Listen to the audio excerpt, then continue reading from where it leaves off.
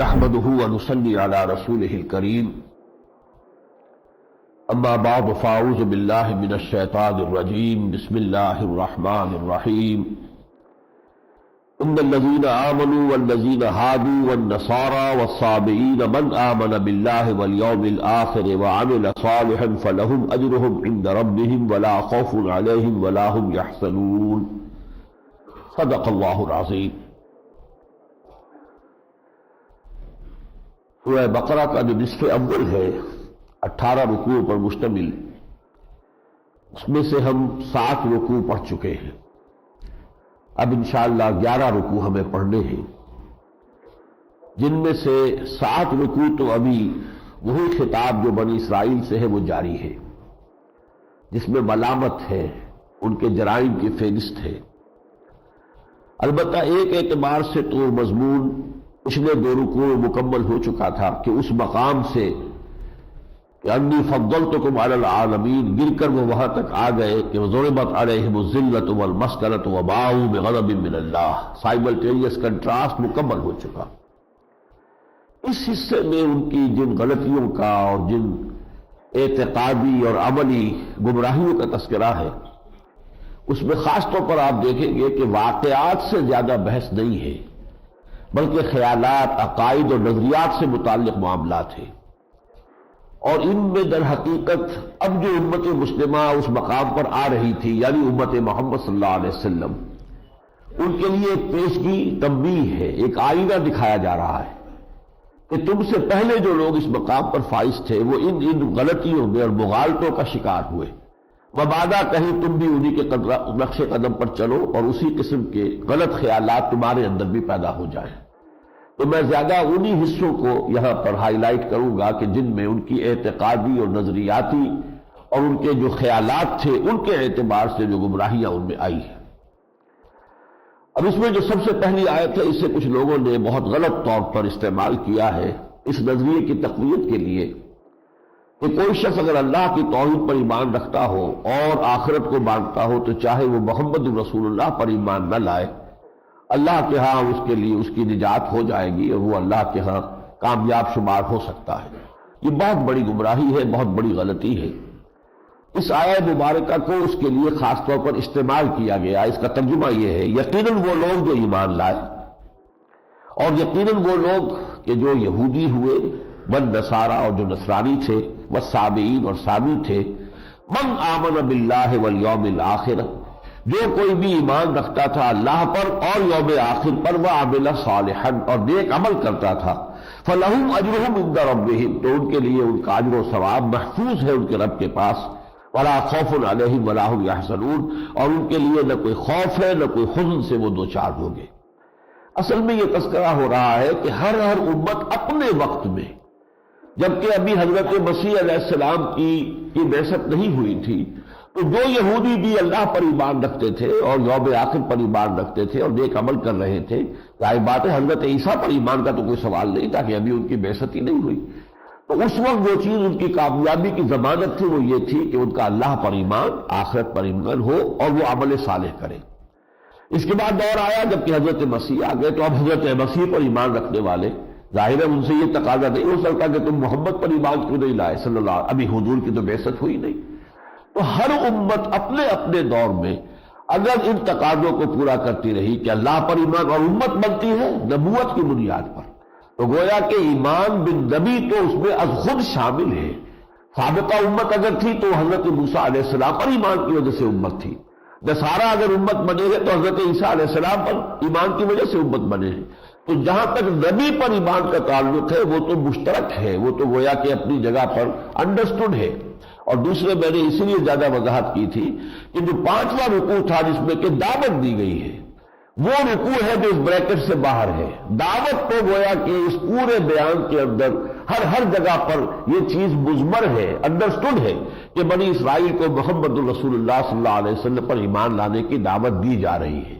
لہذا اس قسم کا کوئی مغالطہ پیدا کرنا کہ حضور کی بعثت کے بعد کوئی شخص محض توحید اور ایمان بالآخرت اور نیک اعمال کی بنیاد پر نجات کا امیدوار ہو سکتا ہے، یہ خیال جو ہے یہ بہت ہی بے بنیاد ہے اور بہت بڑی گمراہی پر مبنی ہے۔ اس کے بعد جیسا کہ میں نے عرض کیا ہے، ان کے جو اور بہت سے جو غلط ان کے طرز عمل ہے ان کا تذکرہ موجود ہے، اور اسی میں سبت کے بارے میں ان کے ایک گروہ نے جو ان کا حکم تھا ہفتے کے دن کوئی کاروبار دنیاوی نہیں ہوگا، اس کو جس طریقے سے تعبیر کا انہوں نے تختہ مشق بنایا اس کا تذکرہ ہے۔ پھر حضرت موسیٰ علیہ السلام نے ان سے کہا تھا کہ اللہ کا حکم ہے کہ ایک گائے کو ذبح کرو، تو بجائے اس کے کہ ایک جو سیدھا طریقہ ہے کہ جو حکم دیا گیا ہے اس کو بجا لایا جائے، مین بیخ اس گائے کا رنگ کیسا ہو، وہ کیسی ہونی چاہیے، اس کے بارے میں کچھ اور بتائیے وغیرہ وغیرہ، سوال در سوال، سوال در سوال، کہ جو اصل میں ایک کٹ حجتی اور ایک کٹ ذہنیت کی علامت ہے اس کا تذکرہ ہے۔ اسی طریقے سے ان کے بعد اور واقعات کے بعد پھر جو الفاظ آئے ہیں وہ میرے اور آپ کے لیے بھی لرزا دینے والے الفاظ ہیں۔ ثم قست قلوبکم من بعد ذلک، تو اے بنی اسرائیل پھر تمہارے دل سخت ہو گئے سب کے بعد، تمہارے اس طرز عمل کی وجہ سے، تمہاری اس کفران نعمت کی وجہ سے، تمہاری اس معصیت کی روش کی وجہ سے دل تمہارے سخت ہو گئے۔ فَهِيَ كَالْحِجَارَةِ أَوْ أَشَدُّ قَسْوَةً، تو اب وہ پتھروں کے مانند ہو چکے ہیں بلکہ سختی میں ان سے بھی زیادہ، اشد و قسوہ۔ وَإِنَّ مِنَ الْحِجَارَةِ لَمَا يَتَفَجَّرُ مِنْهُ الْأَنْهَارُ، پتھروں اور چٹانوں میں سے تو ایسے بھی ہوتے ہیں کہ جن سے چشمے پھوٹ بہتے ہیں۔ وَإِنَّ مِنْهَا لَمَا يَشَّقَّقُ فَيَخْرُجُ مِنْهُ الْمَاءُ، اور ان پتھروں اور چٹانوں میں وہ بھی ہوتے ہیں کہ جو شق ہو جاتی ہے اور ان میں سے پانی بہ نکلتا ہے۔ وَإِنَّ مِنْهَا لَمَا يَهْبِطُ مِنْ خَشْيَةِ اللَّهِ، اور پتھر اور چٹانیں تو وہ بھی ہے کہ جو اللہ کی خشیت اور خوف سے زمین بوس ہو جاتی ہے۔ وَمَا اللَّهُ بِغَافِلٍ عَمَّا تَعْمَلُونَ، لیکن اللہ نہیں غافل نہیں ہے، ناواقف نہیں ہے اس سے کہ جو تم کر رہے ہیں۔ یعنی سمجھئے کہ ایک امت مسلمہ، مسلمان امت، نبی پر ایمان کی مدعی امت، کتاب پر ایمان کی مدعی امت، اپنی غلط کاریوں کی وجہ سے، اپنی بدعمالیوں کی وجہ سے اس حد تک پہنچ سکتی ہے کہ ان کے دل اتنے سخت ہو جائے کہ پتھروں سے بھی باندھ دے جائے سختی کے اندر۔ یہ صورتحال جو ہے امکانی طور پر ہمارے لیے بھی ایک لمحہ فکریہ ہے۔ اپنے غریبانوں میں جھانکیں، اپنے قلوب کی طرف دیکھیں، کہیں ان میں وہی سختی اور وہی قساوت تو نہیں آ گئی ہے۔ اس کے بعد ان کے ایک عقیدے کا ذکر ہے، وَقَالُوا لَن تَمَسَّنَا النَّارُ إِلَّا أَيَّامًا معدودہ، ان کا یہ خیال ہے، انہوں نے یہ کہا ہے کہ ہمیں آگ نہیں چھو سکتی مگر گنتی کے چند دن۔ قُلْ أَتَّخَذْتُم مِّنَ اللَّهِ عَهْدًا، اے نبی سے ذرا پوچھئے کہ تم نے اللہ سے کوئی عہد لے لیا ہے، کوئی اس سے قول و قرار تمہارا ہو چکا ہے؟ فَلَن يُخْلِفَ اللَّهُ عَهْدَهُ، کیا اللہ تعالیٰ اپنے اس عہد کی خلاف ورزی نہیں کرے گا؟ ام تقولون علی اللہ ما لا تعلمون، یا تم اللہ کی طرف منسوب کر رہے ہو وہ چیز کہ جس کا تمہیں علم نہیں ہے۔ یہ بھی ایک مغالطہ پیدا ہو جاتا ہے مسلمان امت میں کہ جب ہم نبی کے نام لیوا ہیں تو ہم تو جنتی ہے ہی، ہماری نجات تو ہو ہی جانی ہے۔ اول تو یہ کہ نام لیوا ہے جو کچھ بھی ہے، لیکن تیرے محبوب کی امت میں ہے، جب تیرے محبوب کی امت میں ہے تو ہمارا حق ہے، جنت جو ہے وہ تو ہمارا پیدائشی حق ہے، برتھ رائٹ ہے، وہ ہمیں مل کر رہنا چاہیے۔ کوئی کمی بیشی ہوئی تو نبی شفاعت کریں گے، بخشوا دیں گے، اللہ خیر صلی اللہ۔ لہذا ہمارے لیے خوف اور ڈر اور کسی جواب دہی کا، کسی عذاب خداوندی کا کوئی اندیشہ نہیں۔ جب یہ خیال پیدا ہو گیا تو اب ایمان بالآخرت کی تاثیر ختم ہو گئی، مسئولیت کا احساس ختم ہو گیا۔ نتیجہ یہ ہے کہ وہ جو فارسی میں کہا جاتا ہے کہ بے حیا باش و ہر چے خواہی کن، ایک دفعہ حیا کا پردہ اٹھا دو پھر جو چاہو کرو۔ اسی طریقے سے یہ ہے کہ جب آخرت پر ایمان کو اس غلط تصور کے تحت اس کی نفی کر دی جائے گی، اس کو غیر مؤثر بنا دیا جائے گا، تو پھر اچھے اعمال کہاں سے آئیں گے؟ پھر تو وہی بدعمالی ہوگی جس کا نقشہ کہ آج امت پیش کر رہی ہے۔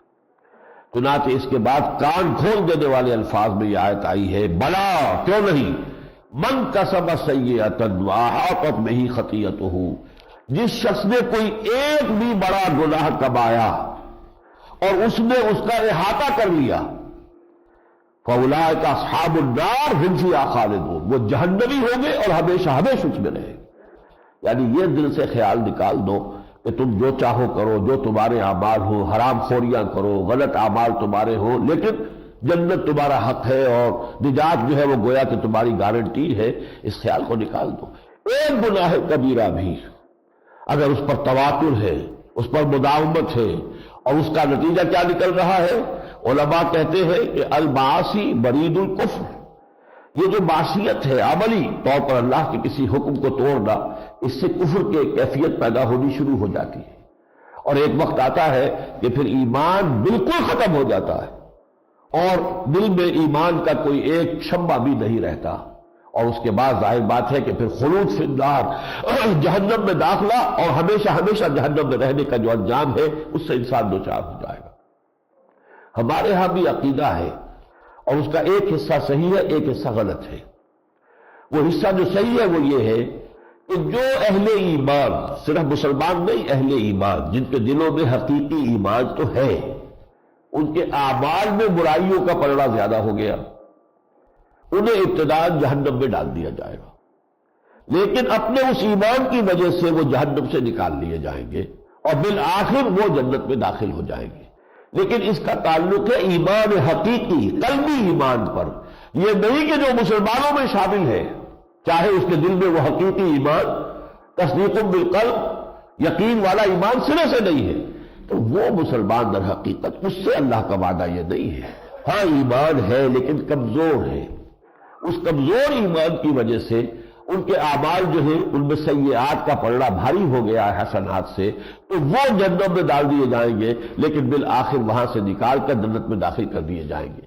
لیکن جب اس کا اطلاق ہم کر دیں جو مسلمان ہے اس کے جب ساتھ یہ معاملہ ہوگا تو یہ اس کے اندر گمراہی پیدا ہو گئی۔ مسلم اور ہے، مومن اور ہے، اور اس کا معاملہ آئے گا سورہ حجرات میں، قالت الاعراب آمنا قل لم تؤمنوا ولکن قولوا اسلمنا ولما يدخل الايمان في قلوبكم۔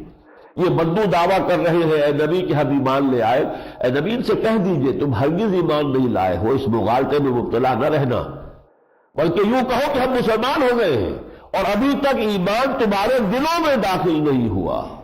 ایمان دل میں داخل ہو جانا اور مرحلہ ہے، اور ٹپ آف دی ٹنگ پر اس کا ہونا، آمنت باللہ کما ہوا باسمائہ و صفاتہ، یہ جو اقرار باللسان ہے صرف اس سے وہ ایمان نہیں بنتا جب تک کہ تصدیق بالقلب نہ ہو۔ تو صرف ایمان اقرار باللسان کے درجے میں ہے، دل میں ایمان نہیں ہے، اس سے یہ وعدہ نہیں ہے۔ ہاں دل میں ایمان ہے لیکن کمزور ہے، اور اس حالت میں جو برائی ہے ان کا پلڑا بھاری ہو گیا ہے، ان کے ساتھ یہ معاملہ ہے۔ اس حد تک بات جو ہے احادیث صحیحہ سے ثابت ہے۔ اسی طرح آگے چل کر بنی اسرائیل کے اندر بھی ایک برائی پیدا ہوئی جو آج ہمارے اندر بھی ہے بتمام و کمال۔ دین کے کچھ احکام سر آنکھوں پر، نماز پڑھنی ہے، روزہ رکھنا ہے، حج بھی کرنا ہے۔ بعض وہ لوگ بھی ہیں ہر سال حج کر رہے ہیں، کتنے لوگ ہیں ہر سال رمضان مبارک کا عمرہ گویا کہ انہوں نے فرض کے درجے میں کر لیا ہے، لیکن کاروبار ہو رہا ہے سود کی بنیاد پر۔ یہ جو تضاد ہے یہ آج بھی ہمارے اندر بھی ان کے اندر بھی تھا۔ شریعت کے ایک حصے کو سینے سے چمٹایا ہوا ہے، اس کے ساتھ بڑی دلچسپی ہے، مسجدیں تعمیر کر رہے ہیں، مدرسے کو کی مدد دی جا رہی ہے، سب کچھ ہو رہا، کاروبار حرام پر چل رہا ہے۔ فرمایا افتؤمنون ببعض الکتاب وتکفرون ببعض۔ اب دیکھیے یہ خطاب ہے بنی اسرائیل سے، لیکن میں آپ کو بتا چکا ہوں حضور کا قول لیاتین علی امتی ما اتى علی بنی اسرائیل حزب النار من نار، وہی تمام حالات وارد ہوں گے، وہی کیفیات پیدا ہوگی۔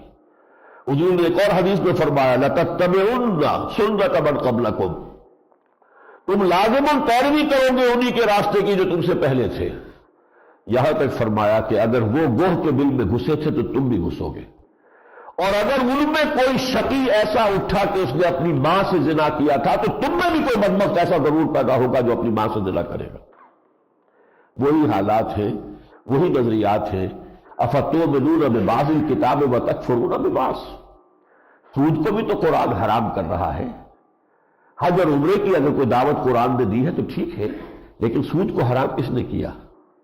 یا کسی اور نے کیا یا اللہ نے کیا؟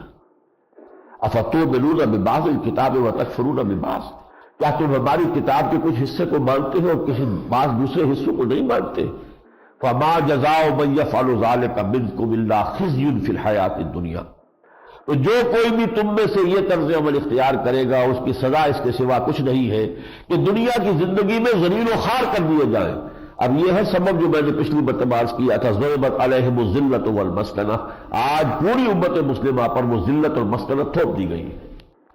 فما جزاء من یفعل ذلک منکم الا خزی فی الحیاۃ الدنیا، دنیا کی زندگی میں رسوائی اور ذلت، ویوم القیامۃ یردون الی اشد العذاب، اور قیامت کے دن وہ جھونک دیے جائیں گے شدید ترین عذاب میں۔ وما اللہ بغافل عما تعملون، اور اللہ تعالیٰ ناواقف نہیں ہے اس سے کہ جو کچھ تم کر رہے ہو۔ اسی طریقے سے مسلمان امتوں میں ایک اور خرابی پیدا ہو جاتی ہے۔ ایمان تو ہے آخرت پر کہ ابدی زندگی وہ ہے، ہمیشہ کی زندگی وہ ہے، لیکن ساری دلچسپی ہے دنیا کے ساتھ۔ چاہتے ہیں کہ دنیا کی زندگی لمبی سے لمبی ہو جائے، زیادہ سے زیادہ ہو جائے۔ دعویٰ یہ ہے کہ ہمارا تو خاص معاملہ ہے اللہ کے ہاں، ہمارا خاص مقام ہے، اللہ کے ہم ولی ہے، اللہ ہمارا ولی ہے، اور ہمارے لیے تو جنت جو ہے گویا کہ منتظر ہے۔ تو اگر تو ایسا صورت ہے کہ آدمی یہ سمجھتا ہو کہ میری آخرت جو ہے وہ محفوظ ہے، تو اسے دنیا کی زندگی اپنی ایک لائبلٹی محسوس ہوگی، ایسٹ معلوم نہیں ہوگی۔ حضور نے فرمایا کہ الدنیا جنت الکافر وسجن المومن، یہ دنیا کافر کے لیے جنت ہے، باغ ہے، اور مومن کے لیے قید خانہ ہے۔ اگر تو حقیقی محبت اللہ کے ساتھ ہے تو اللہ سے ملاقات کے لیے جلدی ہونی چاہیے، پھر تو موت کی جو ہے اس کا قرب انسان کو چاہنا چاہیے۔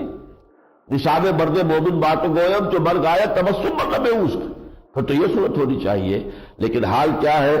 قل ان کانت لکم الدار الآخرہ، اے نبی سے کہیے اگر تمہارا جو خیال ہے، مذمومہ خیال ہے کہ آخرت کا گھر تو تمہارے لیے خالص اللہ نے کر دیا ہے، خالصۃ من دون الناس، فتمنوا الموت ان کنتم صادقین، تو اگر تم سچے ہو تو تمہیں موت کی تمنا کرنی چاہیے۔ پھر اپنے دوست سے، محبوب سے ملاقات کی جلدی ہوتی ہے، یہ اس کو آدمی موخر کرتا ہے۔ وَلَن يَتَمَنَّوْهُ أَبَدًا بِمَا قَدَّمَتْ أَيْدِيهِمْ، اور یہ کبھی بھی موت کی تمنا نہیں کریں گے ہرگز ہرگز، بسبب اپنے ان کرتوتوں کے جو ان کے ہاتھ آگے بھیج چکے ہیں۔ معلوم ہے ہم نے جمع کیا کرایا اللہ کے ہاتھ، ہمارے کون سے اعمال ہیں، کون سے کرتوت ہیں کہ جو وہاں جمع ہیں۔ واللہ علیم بالظالمین، اللہ ان ظالموں سے خوب واقف ہے۔ وَلَتَجِدَنَّهُمْ أَحْرَصَ النَّاسِ عَلَىٰ حَيَاةٍ، تم دیکھو گے کہ یہ دنیاوی زندگی کے حریص ہے، اتنے حریص کہ تمام انسانوں سے بڑھ کر حریص ہے۔ وَمِنَ الَّذِينَ أَشْرَكُوا، یہاں تک کہ مشرکین سے بھی بڑھ کر، يَوَدُّ أَحَدُهُمْ لَوْ يُعَمَّرُ أَلْفَ سَنَةٍ، ان میں سے ہر ایک کی یہ خواہش ہے کہ کاش کہ اس کی عمر 1000 برس ہو جائے۔ وَمَا هُوَ بِمُزَحْزِحِهِ مِنَ الْعَذَابِ أَن يُعَمَّرَ، اور کسی شخص کو عذاب سے نجات نہیں مل سکتی اس وجہ سے کہ اس کی عمر لمبی تھی۔ وَمَا اللَّهُ بِغَافِلٍ وَاللَّهُ بَصِيرٌ بِمَا يَعْمَلُونَ، اور اللہ دیکھ رہا ہے جو کچھ کہ یہ کر رہے ہیں۔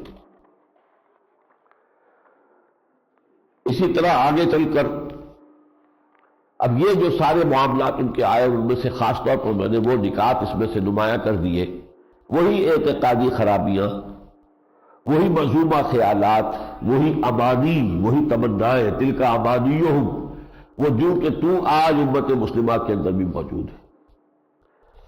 اس کے بعد اب شروع ہوتا ہے مضمون، آغاز ہو جاتا ہے انہی 9 رکوعوں کے اندر تحویل قبلہ کا، لیکن یہاں صرف ایک اصولی بات کہہ کر بات چھوڑ دی گئی، وَلِلَّهِ الْمَشْرِقُ وَالْمَغْرِبُ فَأَيْنَمَا تُوَلُّوا فَثَمَّ وَجْهُ اللَّهِ إِنَّ اللَّهَ وَاسِعٌ عَلِيمٌ، کیونکہ یہ بات اللہ کے علم میں تھی کہ جب قبلہ بدلا جائے گا تو اس سے بہت بڑا فتنہ اٹھ سکتا ہے، اور یہ اس کا تذکرہ بعد میں تفصیل سے بھی آئے گا کہ لوگ کہیں گے کہ ہم نے 16 مہینے ادھر رخ کر کے نماز پڑھی تھی تو ہماری نمازیں تو ضائع ہو گئی، جب قبلہ اصلی جو تھا وہ کعبہ تھا تو ہم نے تو رخ کیا ہوا تھا یروشلم کی طرف، مسجد اقصیٰ کی طرف۔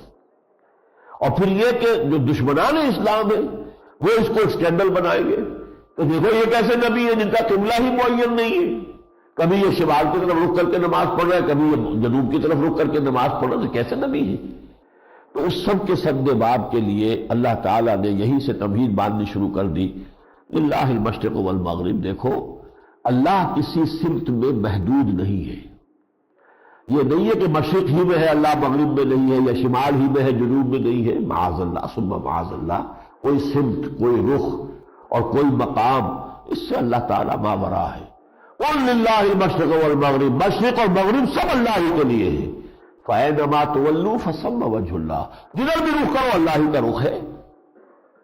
یہ تو دوسری بات ہے، ایک یکجہتی پیدا کرنے کے لیے ایک مرکز دے دیا جاتا ہے کہ سب کا رخ ادھر ہو تاکہ انتشار نظر نہ آئے، ورنہ قبلے کا مطلب یہ تو نہیں کہ اللہ اس رخ میں اس سمت میں محدود ہے، معاذ اللہ ثم معاذ اللہ، وہ تو صرف امتوں کے اندر ایک ہم آہنگی پیدا کرنے کے لیے، ایک یکسانی پیدا کرنے کے لیے، ایک نظم پیدا کرنے کے لیے اللہ تعالیٰ رخ معین کر دیتے ہیں، جس کو غالب نے بہت خوب کہا ہے کہ ہے پرے سرحد ادراک سے اپنا مسجود۔ ہم جس سے سجدہ کر رہے ہیں وہ ذات تو ادراک کی سرحد سے ماورا ہے، وراء الورا، وہ کوئی مادی شے نہیں ہے، وہ کعبہ ہو یا یروشلم ہو، اللہ کہیں وہاں محدود نہیں ہے پرے سرحد ادراک سے اپنا مسجود۔ قبلے کو اہل نظر قبلہ نما کہتے ہیں، یہ تو صرف ایک علامت کے طور پر جو ہے ایک سمت معین کر دی جاتی ہے، ورنہ یہ نہیں ہے کہ اللہ تعالیٰ اس سمت میں محدود ہے۔ وَلِلَّهِ الْمَشْرِقُ وَالْمَغْرِبُ فَأَيْنَمَا تُوَلُّوا فَثَمَّ وَجْهُ اللَّهِ، جدھر بھی تم رخ کرو گے وہ اللہ ہی کا رخ ہے۔ اس کے بعد آخری بات حضور سے کہی گئی صلی اللہ علیہ وسلم، اے نبی آپ ان سے یہ توقع نہ رکھیے کہ یہ یہودی اور نصرانی جو ہے یہ آپ کو تسلیم کر لیں گے۔ حضور کو ایک گمان تھا، توقع بھی کہہ سکتا ہوں، توقع تھی کہ جو مکے کے لوگ تھے وہ تو بالکل جاہل تھے، ان پڑھ تھے، کوئی کتاب ان کے پاس تھی ہی نہیں، کسی نبوت سے وہ آشنا ہی نہیں تھے۔ یہ یہودی اور عیسائی جو ہے نبوت کے ماننے والے، کتابوں کے ماننے والے، اللہ کو ماننے والے، آخرت کے ماننے والے، انہیں تو کوئی دیر نہیں لگنی چاہیے میرے پہچاننے میں اور مجھ پر ایمان لانے میں۔ توقع جو ہے وہ ظاہر بات ہے بے بنیاد نہیں تھی، اس کے لیے بنیاد موجود تھی، لیکن اللہ تعالیٰ نے مکی صورتوں میں سے بھی سورہ شورا میں فرمایا کہ اے نبی آپ یہ توقع نہ رکھیے کہ یہ لوگ آپ کو مان لیں گے۔ یہاں فرمایا وَلَن تَرْضَىٰ عَنْكَ الْيَهُودُ وَلَا النَّصَارَىٰ حَتَّىٰ تَتَّبِعَ مِلَّتَهُمْ، ہرگز راضی نہیں ہوں گے اے محمد آپ سے نہ یہ یہودی نہ نصرانی جب تک کہ آپ ان کی ملت کی پیروی نہ کریں۔ وہ اپنی بات چھوڑ کر آپ کے پیچھے آنے کو تیار نہیں، تکبر ہے ان میں، اور اس تکبر کی بنیاد پر ابو جہل محروم رہا، ابو لہب محروم رہا، اسی طریقے سے یہ علماء یہود اور علماء نصرانی یہ جو ہے یہ بھی جو ہے محروم رہیں گے، یہ ہرگز نہیں مانیں گے آپ کی بات کو۔ لن ترضى عنك اليهود ولا النصارى حتى تتبع ملتهم قل ان هدى الله هو الهدى، کہہ دیجئے ہدایت تو اللہ کی ہدایت ہے۔ ولئن اتبعت اهواءهم، اب دیکھیے یہ نوٹ آف کوشن، اے نبی اگر کہیں آپ نے ان کی خواہشات کی پیروی کرنی بفرض محال، بعد الذی جاءک من العلم، اس کے بعد کہ آپ کے پاس یہ صحیح علم قرآن کی شکل میں آ چکا ہے، ما لک من اللہ من ولی ولا نصیر، تو پھر آپ کو اللہ کی پکڑ سے بچانے والا کوئی آپ کا حمایتی اور مددگار نہیں ہوگا۔ نو کمپرومائز واٹس ایور، الحق من ربکم، یہ تمہارے رب کی طرف سے حق ہے جو میں پیش کر رہا ہوں۔ فمن شاء فلیؤمن ومن شاء فلیکفر، جو چاہے ایمان لائے جو چاہے کفر کرے، لیکن ان کو راضی کرنے کے لیے کوئی کمپرومائز کسی درجے میں ان کی کسی غلط بات کو تسلیم کر لینا، اس سے بار بار قرآن مجید میں حضور کو روکا گیا ہے۔ اس کا امکان بھی نہیں تھا، لیکن یہ کہ اس کو در حقیقت اہل ایمان کو بتایا جا رہا ہے، اور یہ ان کو بتایا جا رہا ہے کہ ہمارا نبی ہرگز کسی معاملے میں مجاہدت سے کام نہیں لے سکتا اور تمہاری کسی غلط بات کو تسلیم نہیں کرے گا، وہ تو سیدھی بات ہے، اما شاکرم و اما کفورا، یہ تمہارا اختیار ہے، چاہو تسلیم کرو چاہے نہ کرو۔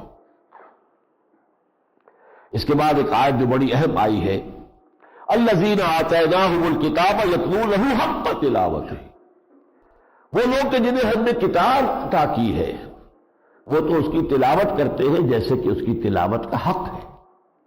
ظاہر بات ہے کہ اللہ کی کتاب جس قوم کو ملی ہو، اب اس قوم کی نگاہوں میں اس کی جو قدر ہونی چاہیے، جتنی دلچسپی کے ساتھ، محبت کے ساتھ، احترام کے ساتھ، تعظیم کے ساتھ اس کی تلاوت، اور یہ تلاوت کا لفظ جو ہے یہ دو معنی دے رہا ہے۔ ایک معنی تو تلاوت پڑھنا، یتلونہ پڑھتے ہیں اسے جیسا کہ پڑھنے کا حق ہے، لیکن تلا یتلو کے معنی ہے کسی چیز کے پیچھے پیچھے آنا، والشمس وضحاها والقمر اذا تلاها، قسم ہے سورج کی اور اس کے دھوپ کی، اور قسم ہے چاند کی جبکہ اس کے پیچھے پیچھے آتا ہے۔ سورج غروب ہو رہا ہے، چاند طلوع ہو رہا ہے۔ تو یہاں تلا رکھنے کے معنی قرآن کی پیروی بھی ہے، اسے پڑھو بھی، اس پر عمل بھی کرو، اس کی پیروی کرو، اس کو اپنا امام بناؤ، اس کے پیچھے چلو۔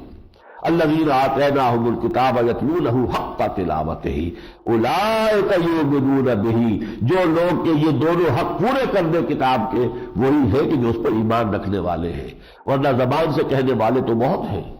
تو آپ کا پر ایمان کا دعویٰ تو یہودی کر رہے تھے، لیکن سورہ جمعہ میں فرمایا مثل الذین حملوا التوراۃ ثم لم يحملوها كمثل الحمار يحمل اسفارا، مثال اس قوم کی جسے حامل تورات بنایا گیا تھا، پھر اس نے اس کی ذمہ داریوں کو ادا نہیں کیا، ان گدھوں کی سی ہے کہ جن پر کتابوں کا بوجھ لاد دیا گیا۔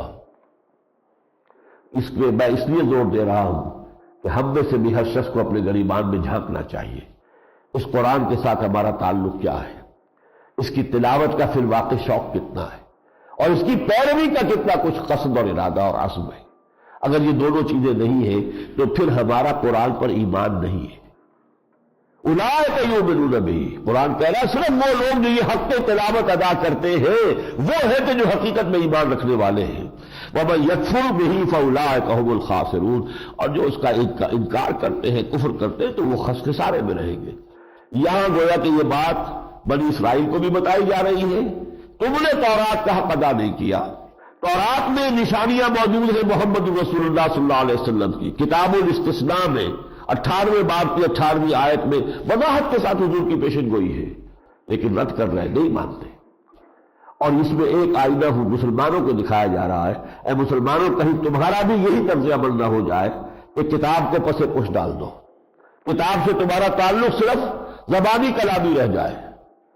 یہاں آ کر اب وہ دو آیتیں پھر آ گئی جس سے کہ بریکٹ بند ہو رہی ہے۔ یا بنی اسرائیل اذکروا نعمتی التی انعمت علیکم وانی فضلتکم علی العالمین، چھٹے رکوع کی پہلی آیت اور یہ 15ویں رکوع کی پہلی آیت بین ہی وہی ہے، ایک شوشے کا فرق نہیں، اسی لیے میں نے اسے بریکٹ سے تعبیر کیا ہے۔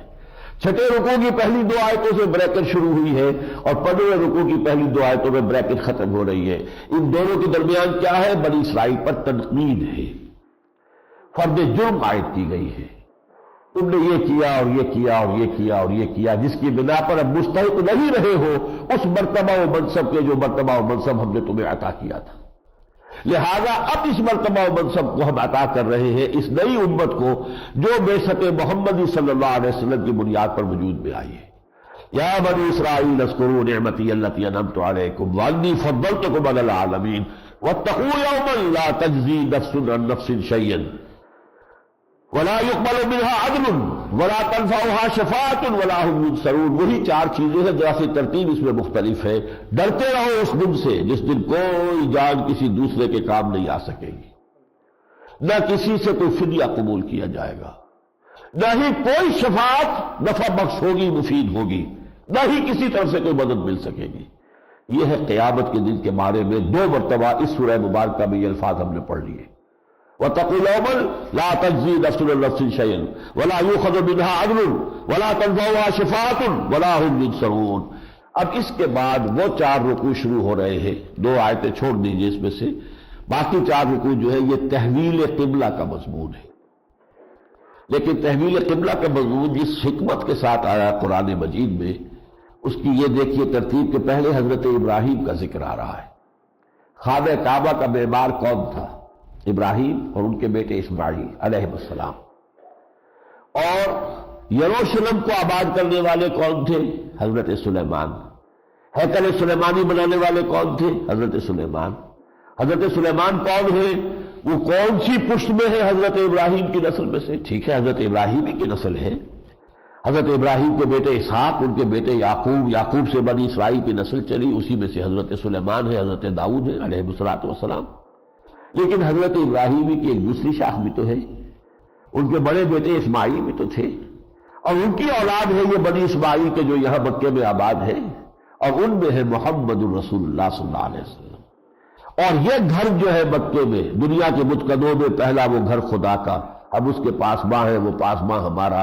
یہ گھر جو ہے کس کا بنایا ہوا؟ ابراہیم کا بنایا ہوا ہے۔ اور ابراہیم کا طرز عمل کیا تھا؟ وَإِذِ ابْتَلَىٰ إِبْرَاهِيمَ رَبُّهُ بِكَلِمَاتٍ فَأَتَمَّهُنَّ، یاد کرو جب کہ ابراہیم کو آزمایا ان کے رب نے، بہت بڑے بڑے امتحانات میں سے گزارا، بڑے بڑے امتحانات میں سے۔ اندازہ کیجئے 100 برس کا بوڑھا جسے دعائیں مانگ مانگ کے ایک بیٹا ملا، اور وہ بیٹا اب ہوا ہے فَلَمَّا بَلَغَ مَعَهُ السَّعْيَ، اب کچھ بھاگ دوڑ کے قابل ہوا ہے، جسے ہم کہتے ہیں بازو بن گیا ہے باپ کا، اور آخری امتحان لیا جا رہا ہے، اسے ذبح کر دو ہمارے حکم سے۔ کائنات لرز اٹھی ہوگی، اور رسول اللہ کے بندے نے چھری اٹھائی ہے، چلائی ہے۔ یہ آخری امتحان ہے۔ اس سے پہلے جو امتحانات ہوئے ہیں، جو آگ میں ڈالے گئے، جو نبوت کے جا کے دربار میں جس طریقے سے آنکھوں میں آنکھیں ڈال کر باتیں کی ہیں، اسے لاجواب کیا ہے، پوری قوم کو جیسے فیس کیا ہے، بتوں کو توڑ پھوڑ کر رکھ دیا ہے، پورا پھر ہجرت کی ہے، گھر بار چھوڑا ہے، پوری زندگی امتحانات پر مشتمل ہے۔ وَإِذِ ابْتَلَىٰ إِبْرَاهِيمَ رَبُّهُ بِكَلِمَاتٍ فَأَتَمَّهُنَّ قَالَ إِنِّي جَاعِلُكَ لِلنَّاسِ إِمَامًا، تب اللہ نے کہا تھا ابراہیم سے کہ اے ابراہیم، میں تمہیں تمام نوع انسانی کے لیے امام بنانے والا ہوں۔ یہ امامت الناس ملی ہے حضرت ابراہیم کو اس پورے ordeal سے گزرنے کے بعد، شدید ترین امتحانات کو پاس کر لینے کے بعد۔ انی جاعلک للناس اماما، قال ومن ذریتی، انہوں نے پوچھا اور میری نسل، میری اولاد کے بارے میں؟ قال لا ینال عہد الظالمین، فرمایا میرا یہ عہد جو ہے ظالموں کے ساتھ متعلق نہیں ہوگا، تمہاری اولاد میں سے جو نیک ہوں گے، صالح ہوں گے، ان کے ساتھ میرا یہ عہد قائم رہے گا، لیکن محض تمہاری اولاد ہونا جو ہے وہ کوئی بنیاد نہیں ہے۔ اگر وہ ان کے اپنے اعمال درست نہیں ہوں گے تو پھر وہ میرے اس عہد کے اندر شامل نہیں ہوں گے۔ وَإِذْ جَعَلْنَا الْبَيْتَ مَثَابَةً لِلنَّاسِ وَأَمْنًا، اور جب کہ ہم نے گھر کو، یعنی اب یہ بیت اللہ کا تذکرہ ہو رہا ہے جسے کہ اب قبلہ بنانا ہے اور رخ موڑا جانا ہے، جبکہ ابھی حضور نماز پڑھ رہے ہیں یروشلم کی طرف، تو اب اس گھر کی عظمت بیان ہو رہی ہے۔ جبکہ ہم نے اس خانہ کعبہ کو بنا دیا، زیارت گاہ بنا دیا، لوگ آتے ہیں اس کی زیارت کرتے ہیں، اور امن کی جگہ، دارالامن، بدترین بدامنی ہوتی تھی پورے عرب میں، لیکن یہ علاقہ امن کا مرکز۔ باپ کے قاتل کو بھی اگر کوئی عرب اگر وہ کعبے کے پاس حرم میں پا لیتا تھا تو اسے تعرض نہیں کرتا تھا۔ یہ امن کی جگہ ہے۔ وَاتَّخِذُوا مِن مَّقَامِ إِبْرَاهِيمَ مُصَلًّى، اور یہاں ابراہیم آباد تھے، اور مقام ابراہیم وہ پتھر کے جس پر کھڑے ہو کر خانہ کعبہ کی تعمیر کی تھی۔ اے لوگوں، اب اس کو سجدہ گاہ بناؤ، نماز کی جگہ بنا لو۔ وَعِهِدْنَا إِلَىٰ إِبْرَاهِيمَ وَإِسْمَاعِيلَ أَن طَهِّرَا بَيْتِيَ لِلطَّائِفِينَ وَالْعَاكِفِينَ وَالرُّكَّعِ السُّجُودِ، اور ہم نے عہد لے لیا تھا ابراہیم اور اسماعیل سے کہ ہمارے اس گھر کو پاک صاف رکھو، تاکہ جو لوگ طواف کرنے کے لیے آئیں، جو یہاں اعتکاف کرنے کے لیے آئیں، جو یہاں رکوع و سجود کرنے کے لیے آئیں، ان کو جگہ صاف ستھری ملے، ان کے لیے طبیعت جو ہے منزز نہ ہو کہ یہاں پر گندگی ہے۔ اور یہ صفائی جو ہے دونوں اعتبارات سے، توحید کی خالص یہاں رہے، شرک کی آمیزش نہ ہونے پائے، وہ گندگی سب سے بڑی گندگی ہے شرک، اور ظاہری اعتبار سے بھی صفائی ہو۔ وَإِذْ قَالَ إِبْرَاهِيمُ رَبِّ اجْعَلْ هَٰذَا بَلَدًا آمِنًا وَارْزُقْ أَهْلَهُ مِنَ الثَّمَرَاتِ مَنْ آمَنَ مِنْهُم بِاللَّهِ وَالْيَوْمِ الْآخِرِ، اور یاد کرو جب کہ ابراہیم نے کہا تھا پروردگار اس شہر کو امن کی جگہ بنا دے، اور اللہ نے بنا دیا اسے، اور جو یہاں آباد ہیں ان کو رزق بہم پہنچا پھلوں کے ذریعے سے، اور ان میں سے وہ جو ایمان لائے اور جو یوم آخر پر ایمان رکھتے ہوں اور اللہ پر تجھ پر ایمان رکھتے ہوں، کیونکہ حضرت ابراہیم کو پہلے اللہ نے ٹوک دیا تھا کہ میرا یہ عہد جو ہے امامت الناس میں تم سے میں کر رہا ہوں، تمہاری اولاد میں سے جو فاسق و فاجر اور ظالم ہوں گے وہ اس میں شامل نہیں ہوں گے۔ تو یہاں حضرت ابراہیم نے خود ہی نکال دیا کہ جو ان میں سے ایمان رکھنے والے ہوئے ان کو تو رزق جو ہے بہم پہنچاتا رہے، اور یہ پھلوں کی شکل میں۔ قال ومن کفر، یہاں اللہ نے فرمایا نہیں، یہاں میرا جو ہے دنیاوی نعمتوں کا جو میرا دسترخوان ہے وہ وسیع ہے۔ قال ومن کفر، جو کفر کرے گا فأمتعه قلیلا، اسے بھی دنیا کا ساز و سامان تو میں کچھ نہ کچھ دوں گا، رزق تو دوں گا، کھانے پینے کا بندوبست تو کروں گا، ثم اضطرہ الی عذاب النار وبئس المصیر، پھر انہیں کشا کشا لے جاؤں گا اس عذاب آگ کے عذاب کی طرف جو بہت ہی برا ٹھکانہ ہے۔ اس کے بعد وہ آیات آ رہی ہے کہ جن میں حضرت ابراہیم اور اسماعیل کی دعا ہے، باپ بیٹا معماران حرم، وَإِذْ يَرْفَعُ إِبْرَاهِيمُ الْقَوَاعِدَ مِنَ الْبَيْتِ وَإِسْمَاعِیلُ، یاد کرو جب کہ ابراہیم اور اسماعیل اس گھر کی، ہمارے گھر کی دیواروں کو اٹھا رہے تھے، بنیادوں کو اونچا کر رہے تھے۔ اب ان کی دعائیں ہیں، کیا کیا ہیں؟ ربنا تقبل منا انک انت السمیع العلیم، اے رب ہمارے، اے پروردگار، اے ہمارے آقا، ہماری اس محنت کو قبول فرما، یقیناً تو سب کچھ سننے والا اور جاننے والا ہے۔ نمبر 2، ربنا وجعلنا مسلمین لک ومن ذریتنا امۃ مسلمۃ لک، اور اے رب ہمارے، ہم دونوں کو بھی اپنا فرما بردار بنائے رکھ۔ ابراہیم اس ذوق میں نہیں ہے کہ میرا قدم کوئی غلط نہیں پڑ سکتا، تواضع کا یہ عالم ہے کہ اس حالت میں بھی دعا کرے۔ کب بنا رہے گھر؟ کس عمر میں بڑا؟ 100 برس سے زیادہ کی عمر ہو چکی ہے، سارے امتحانات سے گزر چکے ہیں، پھر دعا کر رہے ہیں وجعلنا مسلمین لک، پروردگار ہم دونوں کو اپنا فرما بردار بنائے رکھ، ہمیں یہ سعادت مستقل طور پر عطا کیے رکھ۔ وَمِن ذُرِّيَّتِنَا، اور تیسری دعا، ہماری نسل میں سے اٹھائیو امۃ مسلمۃ لک، ایک ایسی امت جو تیری فرما بردار ہو۔ وہ امت ہے امت محمد صلی اللہ علیہ وسلم۔ اس لیے کہ امت محمد جو ہے، اس کا سٹرکچر سمجھ لیجئے کہ کیا ہے۔ جیسے کہ سٹرکچر آف دی ایٹم آپ کے ذہن میں ہوگا، ہر ایٹم کا ایک نیوکلیس ہوتا ہے، اور پھر اس کے گرد جو ہے الیکٹرانز ہوتے ہیں، نیوکلیس کے اندر پروٹونز ہیں اور نیوٹرونز ہیں، اور الیکٹرانز ہے کہ جو گرد اس کے چکر لگاتے ہیں۔ امت مسلمہ کا نیوکلیس ہے، یہ بنی اسماعیل پر مشتمل ہے، حضور انہی میں سے تھے، امیین انہی کا خطاب ہے۔ هو الذی بعث فی الامیین رسولا منہم یتلو علیہم آیاتہ، حضور کی بنیادی بعثت، پہلی بعثت، اولین بعثت بنی اسماعیل کے لیے، لیکن پھر وآخرین منہم لما یلحقوا بہم، پھر دوسری قومیں آتی چلی گئی، مصری آ گئے، شامی آ گئے، ایرانی آ گئے، ترک آ گئے، ہندی آ گئے، سندھی آ گئے، بربر آ گئے، آتے چلے گئے۔ یہ نیوٹرونز ہیں، الیکٹرونز ہیں کہ جو پھر رہے۔ تو اصل امت جو ہے وہ در حقیقت حضرت اسماعیل کی اولاد، بنو اسماعیل، امیین، انہی کا خطاب ہے۔ وَمِن ذُرِّيَّتِنَا أُمَّةً مُسْلِمَةً لَكَ، ہماری اولاد میں سے بھی ایک امت اٹھائی ہو جو تیری فرما بردار ہو۔ وَأَرِنَا مَنَاسِكَنَا، اور ہمیں ہمارے جو عبادت کے جو مراسم ہیں وہ ہمیں دکھا دے، حج کرے تو کیسے کرے۔ وَتُبْ عَلَيْنَا، اور تو ہم پر عنایت فرما، إِنَّكَ أَنْتَ التَّوَّابُ الرَّحِيمُ، یقیناً تو بہت ہی عنایت فرمانے والا، رحم فرمانے والا ہے۔ اب آخری آیت چوتھی دعا۔ پہلی دعا، ہماری اس محنت کو قبول فرما کہ ہم تیری عبادت کے لیے یہ گھر تعمیر کر رہے ہیں۔ دوسری دعا، پروردگار ہم دونوں کو اپنا فرما بردار بنائے رکھ، ہمارے کہیں قدم نافرمانی کی طرف نہ اٹھ جائیں، اپنی حفاظت میں رکھ۔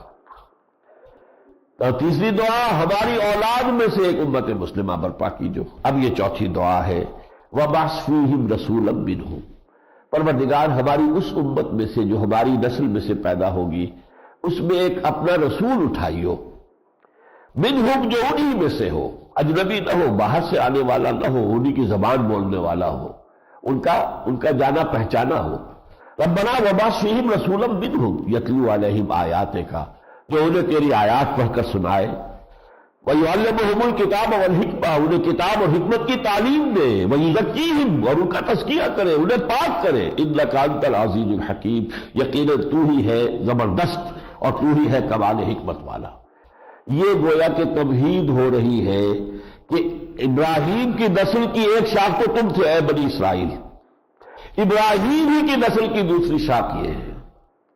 اس نسل نے بیت المقدس بنایا، آباد کیا، ہیکل سلیمانی بنایا، لیکن اس سے کہیں پہلے، یوں سمجھیے کہ کم سے کم 1000 سال قبل، کم سے کم حضرت ابراہیم اس گھر کی تعمیر کر چکے تھے، اور انہوں نے اپنے ایک بیٹے کو یہاں آباد کیا تھا، اور دعا کی تھی کہ ان میں سے ایک امت مسلمہ برپا کیجو اور اس کے لیے ایک رسول مبعوث کیجو جو انہیں تیری آیات سنائے اور ان کا تزکیہ کرے، انہیں تعلیم کتاب و حکمت دے۔ یہ ہے ظہور محمد کا صلی اللہ علیہ وسلم۔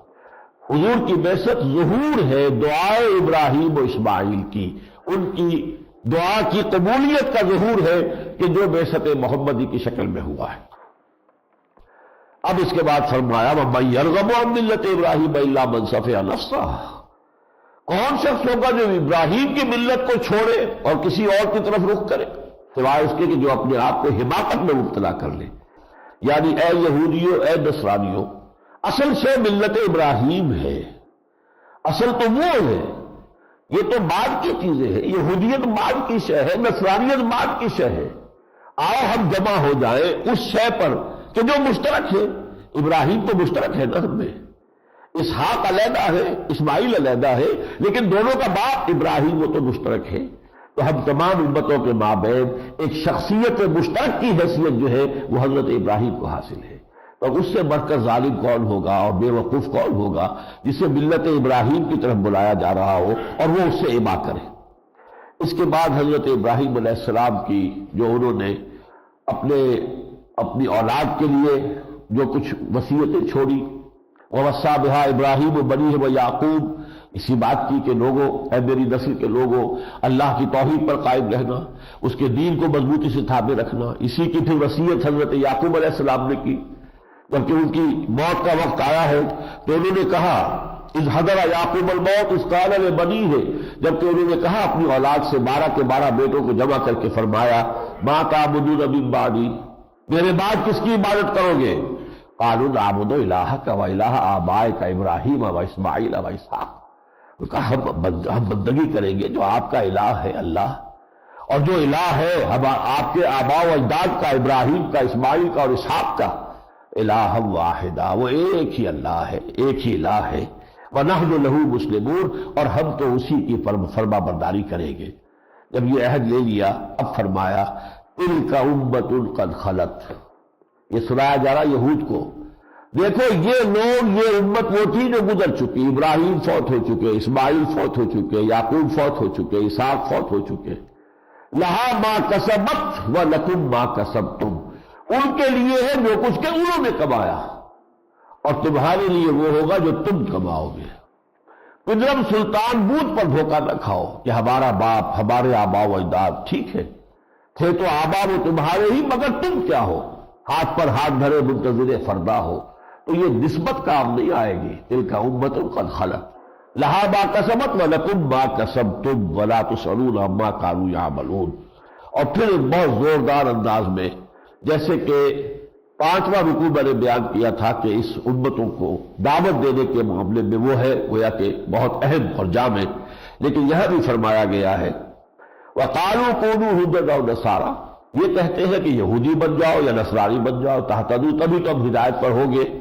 قُلْ بَلْ مِلَّةَ إِبْرَاهِيمَ حَنِیفًا، نبی کہہ دیجئے نہیں، بلکہ ملت ابراہیم، یہودیت بعد کی شے ہے، نصرانیت بعد کی شے ہے، ہم تو ملت ابراہیم کو اختیار کرتے ہیں یکسو ہو کر، اور وہ ابراہیم بھی یکسو تھے، وما کان من المشرکین، وہ ہرگز مشرکین میں سے نہیں تھے۔ قولو، یہ بہت اہم آیت، قولو، اے مسلمانوں تم یوں کہو آمنا باللہ، ہم ایمان رکھتے ہیں اللہ پر، وما انزل الینا، اور اس تمام پر جو ہم پر نازل کیا گیا یعنی قرآن مجید، وما انزل الی ابراہیم و اسماعیل و اسحاق و یعقوب والاسباط، اور جو کچھ نازل کیا گیا تھا ابراہیم پر اور اسماعیل پر اور اسحاق پر اور یعقوب پر اور ان کی نسلوں پر، وما اوتی موسیٰ و عیسیٰ، اور جو کچھ دیا گیا تھا موسیٰ کو اور عیسیٰ کو، وما اوتی النبیون من ربہم، جو کچھ دیا گیا تمام انبیاء کو ان کے رب کی طرف سے، ہم سب پر ایمان لاتے ہیں۔ لا نفرق بین احد منہم، ہم ان میں سے کسی کے مابین کوئی تفریق نہیں کرتے، ونحن لہ مسلمون، البتہ ہمارا سر تسلیم عبادت کا خم ہے صرف اللہ کے سامنے، ہم ہیں اس کے فرما بردار۔ فَإِنْ آمَنُوا بِمِثْلِ مَا آمَنْتُمْ بِهِ، تو اے مسلمانوں اگر یہ بھی ایمان لے آئے ویسے ہی جیسے تم ایمان لائے ہو، فَقَدْ اهْتَدَوْا، تو یہ بھی ہدایت پر آ جائیں گے۔ وَإِنْ تَوَلَّوْا، اور اگر وہ روگردانی کریں، رخ موڑ لیں، فَإِنَّمَا هُمْ فِي شِقَاقٍ، کو جان لو کہ وہ زندہ میں مبتلا ہو چکے ہیں، ان پر ضد اور ہٹ درمی جو ہے مسلط ہو چکی ہے. فَسَيَكْفِيكَهُمُ اللَّهُ، تو اے نبی آپ پرواہ نہ کریں ان کی ساری ریشہ دوانیوں اور سازشوں کے مقابلے میں اللہ آپ کی مدد کے لیے کافی ہے. فَسَيَكْفِيكَهُمُ اللَّهُ وَهُوَ السَّمِيعُ الْعَلِيمُ، اور یقیناً وہ سب کچھ سننے والا اور سب کچھ جاننے والا ہے. یہ اور بھی اس کے بعد یہی مضمون چلا ہے، اور آخر میں پھر دہرا کر وہ آیت آئی تِلْكَ أُمَّةٌ قَدْ خَلَتْ لَهَا مَا كَسَبَتْ وَلَكُمْ مَا كَسَبْتُمْ وَلَا تُسْأَلُونَ عَمَّا كَانُوا يَعْمَلُونَ. اب آیا ہے دو رکوعوں میں اصل مضمون تحویل قبلہ کا، اور تحویل قبلہ علامت ہے اس کی کہ سابقہ امت مسلمہ کو معزول کر دیا گیا اور نئی امت مسلمہ امت محمد صلی اللہ علیہ وسلم اس منصب پر فائز کر دی گئی. فرمایا سَيَقُولُ السُّفَهَاءُ مِنَ النَّاسِ مَا وَلَّاهُمْ عَنْ قِبْلَتِهِمُ الَّتِي كَانُوا عَلَيْهَا. جیسا کہ میں نے عرض کیا اللہ کے تو علم میں تھا کہ اس پر فتنہ اٹھے گا، کچھ مسلمانوں کو بھی پریشانی لاحق ہو جائے گی کہ ہماری 16 مہینے کی نمازیں تو ضائع ہو گئی، اور یہ کہ کچھ لوگ ان کو جو ہے اس وسوسے میں مبتلا کریں گے، کچھ لوگ استہزاء ہوگا، تبصر ہوگا، مذاق اڑے گا، اسکینڈلز پیدا ہوں گے. یہ کیسے رسول ہے یہ جن کا قبلہ ہی معین نہیں؟ تو یقیناً کہیں گے لوگوں میں سے کچھ احمق لوگ، بے وقوف لوگ، کس شے نے ان کو پھیر دیا ان کے اس قبلے سے جس پر یہ تھے. قُلْ لِلَّهِ الْمَشْرِقُ وَالْمَغْرِبُ، پہلا جواب وہی دیا گیا جو پہلے بھی آ چکا تھا. وَلِلَّهِ الْمَشْرِقُ وَالْمَغْرِبُ فَأَيْنَمَا تُوَلُّوا فَثَمَّ وَجْهُ اللَّهِ، اسے دہرا دیا. کہہ دیجیے مشرق اور مغرب سب اللہ کے ہیں. یہدی من یشاء الی صراط مستقیم، اللہ جس کو چاہتا ہے سیدھی راہ کی ہدایت دے دیتا ہے. وَكَذَلِكَ جَعَلْنَاكُمْ أُمَّةً وَسَطًا لِتَكُونُوا شُهَدَاءَ عَلَى النَّاسِ وَيَكُونَ الرَّسُولُ عَلَيْكُمْ شَهِيدًا. اور اے مسلمانوں اب جان لو یہ تحویل قبلہ در حقیقت علامت ہے اس کی، اب تم وہ امت بنا دیے گئے ہو جس کو شہادت علی الناس کا فریضہ سر انجام دینا ہے. یہ لفظ شہادت قرآن مجید میں آتا ہے بہت مرتبہ، اور ایک بڑی اہم اصطلاح کے طور پر جس کار رسالت کے لیے. اِنَّا أَرْسَلْنَا إِلَيْكُمْ رَسُولًا شَاهِدًا عَلَيْكُمْ كَمَا أَرْسَلْنَا إِلَىٰ فِرْعَوْنَ رَسُولًا. یعنی اللہ کا رسول جو بھی آتا تھا، اس لیے کہ اب تو سلسلہ بند ہو گیا، وہ اپنے قول سے بھی اللہ کی شہادت دیتا تھا، اپنے عمل سے بھی گواہی دیتا تھا، پھر یہ کہ انفرادی طور پر بھی دیتا تھا، اجتماعی طور پر وہ نظام قائم کر کے بھی گواہی دیتا تھا کہ یہ اللہ کا دین ہے، تاکہ قیامت کے دن وہ لوگ یہ نہ کہہ سکیں کہ پروردگار ہمیں تو معلوم ہی نہیں تھا کہ تو کیا چاہتا ہے. جسے آپ کہتے ہیں ٹو پلیڈ اگنورنس، اس بنیاد پر کہ ہمیں تو علم نہیں تھا، ہمیں معلوم نہیں تھا کہ یہ جرم ہے، اس لیے ہم کر بیٹھے. لیکن یہاں فرمایا کہ اللہ تعالیٰ کی سنت یہ رہی ہے، رسولوں کو بھیجتا رہا ہے، رسلا مبشرین و منذرین لئلا یکون للناس علی اللہ حجۃ بعد الرسل وکان اللہ عزیزا حکیما. یہ سورہ نساء میں ہم پڑھیں گے. ہم نے اپنے رسولوں کو بھیجا بشارت دینے والے بنا کر اور خبردار کرنے والے بنا کر، تاکہ لوگوں کے پاس کوئی دلیل باقی نہ رہ جائے اپنی گمراہی کے لیے، اللہ کے سامنے پیش کرنے کے لیے کہ ہمیں تو معلوم ہی نہیں تھا. یہ شہادت علی الناس، یہ رسول جو ہے اسی لیے اللہ نے ان کو بھیجا. اور اب آخری رسول محمد صلی اللہ علیہ وسلم کے بعد یہ ذمہ داری اجتماعی طور پر منتقل ہو گئی ہے امت مسلمہ کو. رسالت اب ختم ہو گئی، کوئی رسول نہیں آئے گا، کوئی نبی نہیں آئے گا. ہدایت کامل کر دی گئی قرآن میں کہ وہ تمہارے حوالے حضور کر کے گئے. یہ میں قد ترکت فیکم، دیکھو مسلمانوں میں جا رہا ہوں لیکن چھوڑ کر جا رہا ہوں. ما ان قسمتم به لن تضلوا ابدا کتاب اللہ، میں وہ کتاب اللہ کی چھوڑ کر جا رہا ہوں کہ اس کو مضبوطی سے تھامے رکھو گے تو کبھی گمراہ نہیں ہوگے. تو اب یہ تمہیں ہم نے دے دی ہے، اب اس کی تبلیغ، اس کو دنیا تک پہنچانا، اس کا علم عام کرنا، اپنے عمل سے اس کی گواہی دینا، اور نہ صرف انفرادی سطح پر اجتماعی طور پر وہ دین قائم کر کے لوگوں پر حجت قائم کر دینا کہ وہ یہ نہ کہہ سکے کہ ہمیں تو معلوم نہیں تھا کہ اللہ کا دین کیا ہوتا ہے. یہ ذمہ داری اب تمہاری ہے. یہ بڑا بھاری بوجھ تھا کہ جو حضور نے حجۃ الوداع کے موقع پر منتقل کیا ہے، گواہی لی ہے. الا هل بلغت، تو 1.25 لاکھ کا مجمع، 1,24,000 انسان تھے موجود اس وقت. لوگوں میں نے پہنچا دیا. اور پورے مجمع نے جب بیک زبان میں جواب دیا انا نشهد انک قد بلغت وادیت ونصحت. ایک روایت میں تو الفاظ اور زیادہ مفصل ہے، انا نشهد انک قد بلغت الرسالۃ وادیت الامانۃ ونصحت الامۃ وکشفت الغمۃ. اے نبی ہم گواہ ہیں آپ نے حق رسالت ادا کر دیا، حق امانت ادا کر دیا۔ یہ قرآن امانت تھی، اللہ کے لیے کتاب اللہ نے نازل کی تھی، نو انسانی کے لیے، ہدی للناس نازل کی ہے محمد پر صلی اللہ علیہ وسلم۔ تو یہ تو در حقیقت محمد کے پاس ایک امانت تھی، اس کو پہنچانا تھا لوگوں تک، اور آپ نے لے لیا، یہ پہنچا دیا میں نے، ہاں پہنچا دیا۔ آپ نے امانت کا حق ادا کر دیا، آپ نے رسالت کا حق ادا کر دیا، آپ نے ہماری خیر خواہی کا حق ادا کر دیا، آپ نے گمراہی کے اندھیارے جو ہے ان کو چاک کر کے اور ہدایت کی روشنی جو ہے وہ واضح کر دی۔ تب اللہ کی طرف تو اشارہ کیا، آسمان کی طرف انگشت شہادت سے، اللہم اشہد، اے اللہ تو بھی گواہ رہے، یہ مان رہے ہیں کہ میں نے تیرا دین، تیری کتاب انہیں پہنچا دی۔ اب یہ قیامت کے دن یہ نہیں کہہ سکیں گے کہ ہمیں معلوم نہیں تھا۔ اللہم اشہد، اللہم اشہد، اللہم اشہد، اے اللہ تو بھی گواہ رہے۔ اس کو میں کہا کرتا ہوں اس وجہ سائی آف ریلیف، وہ جو آیا تھا سورہ مزمل میں، انا سنلقی علیک قولا ثقیلا، ہے محمد ہم آپ کے کندھے پر بہت بھاری بوجھ ڈالنے والے۔ وہ بھاری بوجھ 23 برس کی مشقت، جس کا تصور کرتے ہوئے انسان پر لرزہ طاری ہوتا ہے۔ اس میں یوم طائف بھی ہے، شیب بنی ہاشم بھی ہے، پھر غار ثور بھی ہے، پھر اس میں میدان بدر بھی ہے، دامن احد بھی ہے۔ حضور کا اپنا خون 2 جگہ پر جو ہے زمین پر گرا ہے، جذب ہوا ہے، طائف میں بھی اور احد کے دامن میں بھی۔ سینکڑوں صحابہ کی جانوں کا جو ہے نذرانہ پیش کیا ہے۔ یہ ساری جد و جہد جو ہے کر کے آج جیسے کہ شکر سب شکر کے جب باز بمنزل رسید، اللہ کا شکر ہے کہ آج اونٹنی جو ہے اپنی منزل پر پہنچ گئی۔ آج میں نے وہ حق جو ہے وہ ادا کر دیا، تو گویا کہ یہ سائی آف ریلیف۔ اور پھر اس کے بعد فرمایا فَلْيُبَلِّغِ الشَّاهِدُ الْغَائِبَ، اب ذمہ داری تمہاری ہے جو یہاں موجود ہے، ان کا فرض ہے کہ پہنچائے انہیں جو یہاں موجود نہیں ہے۔ جو یہاں موجود نہیں ہے ان میں وہ بھی سب آگے جو اس وقت دنیا میں موجود تھے انسان، اور وہ بھی آگے جو قیامت تک آنے والے ہیں۔ اس لیے کہ حضور کی بعثت جو ہے وَمَا أَرْسَلْنَاكَ إِلَّا كَافَّةً لِلنَّاسِ بَشِيرًا وَنَذِيرًا، ہم نے بھیجا ہے آپ کو پوری نوع انسانی کے لیے بشیر و نذیر بنا کر۔ اب یہ رسالت محمدی کا فریضہ جو ہے یہ امت کے کندھے پر آیا، وَكَذَلِكَ جَعَلْنَاكُمْ أُمَّةً وَسَطًا، اسی طرح ہم نے تمہیں درمیانی امت بنا دیا ہے۔ رسول کے اور پوری دنیا کے درمیان میں امت جو ہے یہ واسطہ ہے، یہ لنک ہے، یہ درمیانی کڑی ہے۔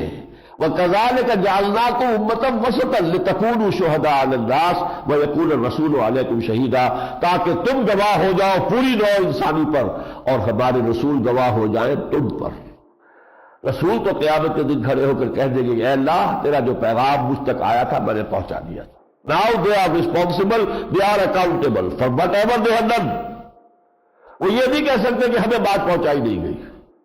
لیکن اسی طرح اے امت محمد تمہاری ذمہ داری ہے، تمہارا فریضہ ہے کہ پہنچا دو تاکہ لوگوں کے پاس کوئی عذر باقی نہ رہ جائے۔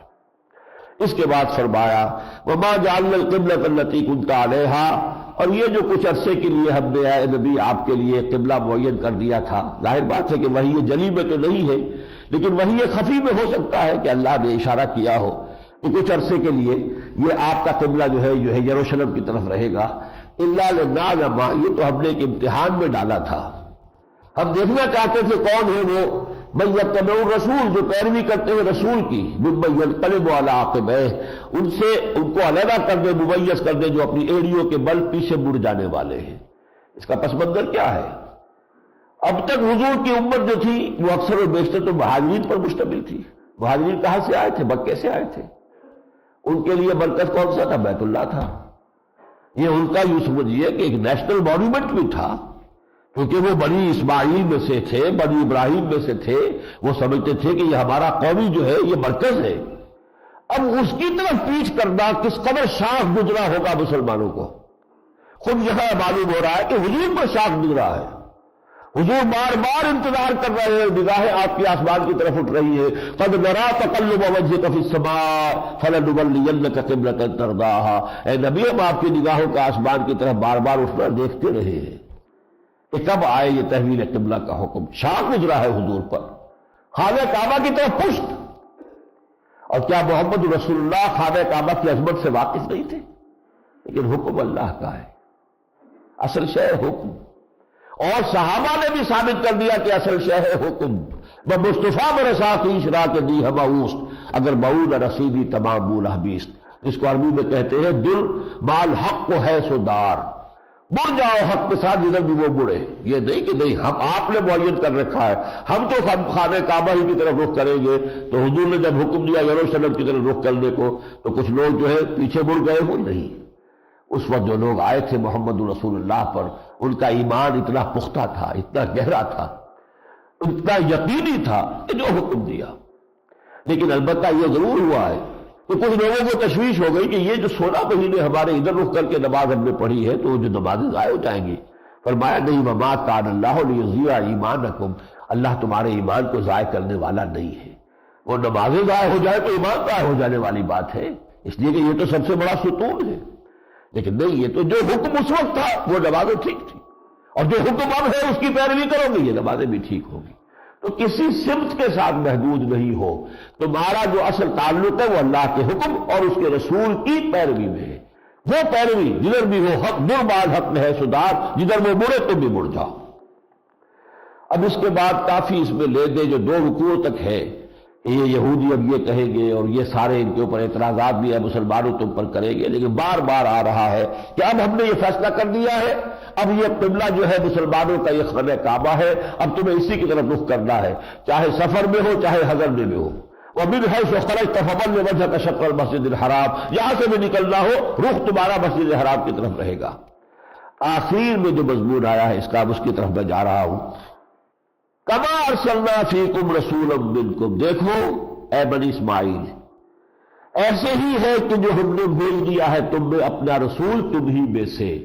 یہ دعائے ابراہیم و اسماعیل جو 15ویں رکوع میں ہم پڑھ کر آئے تھے اس کی طرف اشارہ ہو رہا ہے. محمد کی بعثت در حقیقت ظہور ہے اس دعا کا جو ابراہیم اور اسماعیل نے مانگی تھی علیہم الصلاۃ والسلام. کما ارسلنا فیکم رسولا منکم یتلو علیکم آیاتنا، وہی الفاظ جو تلاوت کرتا ہے، تم کو پڑھ کر سناتا ہے ہماری آیات. وَيُزَكِّيكُمْ، تمہیں پاک کر رہا ہے، تزکیہ کر رہا ہے. وَيُعَلِّمُكُمُ الْكِتَابَ وَالْحِکْمَةَ، تمہیں کتاب اور حکمت کی تعلیم دے رہا ہے. وَيُعَلِّمُكُمْ مَا لَمْ تَكُونُوا تَعْلَمُونَ، اور تمہیں وہ ساری باتیں بتا رہا ہے اور سکھا رہا ہے جو تم نہیں جانتے تھے. فَاذْكُرُونِي أَذْكُرْكُمْ، تو دیکھو مسلمانوں مجھے یاد رکھو میں تمہیں یاد رکھوں گا. یہ بڑا ایک لطیف مقام ہے. بندے کا اور اللہ کا 2 طرفہ تعلق ہے. تم میری مدد کرو میں تمہاری مدد کروں گا. ان تنصروا اللہ ینصرکم، اگر تم اللہ کی مدد کرو گے تو اللہ تمہاری مدد کرے گا. تمہاری ساز باز ہو اللہ کے دشمنوں سے، باغیوں سے، غداروں سے، اور تم چاہو کہ اللہ تمہاری مدد کرے. ای خیانت و محالت و جروب، تم اللہ کے ساتھ وفاداری کا ثبوت دو اللہ مدد دے گا. فاذکرونی اذکرکم، تم مجھے یاد رکھو میں تمہیں یاد رکھوں گا. ایک حدیث میں آتا ہے اگر میرا بندہ مجھے اپنے دل میں یاد کرتا ہے میں بھی اسے اپنے دل میں یاد کرتا ہوں. اور اگر میرا بندہ میرا ذکر کسی محفل میں کرتا ہے میں اس سے کئی اعلیٰ محفل میں اس کا ذکر کرتا ہوں. وہ اعلیٰ محفل ہے ملائکہ مقربین کی. خدا خود میرے محفل بود اندر لامکاں خسرو، محمد شب محفل بود شب جائے کہ من بودم، وہاں ذکر ہوتا ہے میرا فلاں بندہ میرا ذکر کر رہا ہے. فرمایا فاذکرونی اذکرکم واشکرونی، میرا شکر ادا کرو. جو نعمتیں میں نے تمہیں دی ہے، یہ نعمت قرآن، سب سے بڑی نعمت رسالت محمد صلی اللہ علیہ وسلم، اس کا حق ادا کرو. ولا تکفرون، اس کے اندر ناشکری نہ کرو، ان کا انکار نہ کرو. بارک اللہ لی ولکم فی القرآن العظیم ونفعنی وإیاکم بالآیات والذکر الحکیم.